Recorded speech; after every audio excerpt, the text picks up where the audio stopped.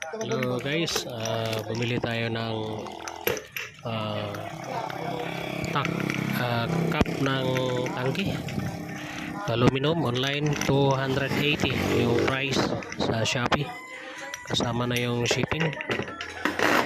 Lalagay natin to guys sa KRY 200 kasi nawala yung takip.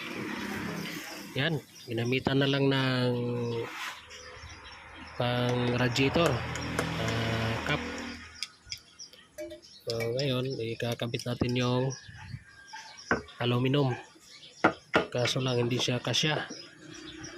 So gagawin natin, ituturno natin tapos lagyan natin ng thread para may thread natin pababa at mas matibay.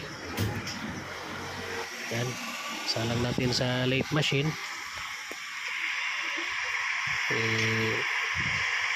I-pacing natin konti at iti-thread natin. Lagyan natin ng thread kasi original na guys, may susi pa.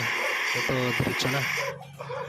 Yan, iti-thread na natin sa plastic kasi plastic yung tangke nya. Yan yung diskarte natin. Kailangan medyo mahigpit para walang singaw.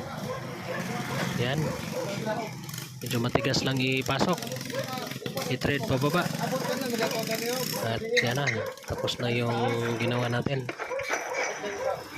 So KRY 200 cc, yan, conversion na tangkap. KRY 200 tangkap conversion.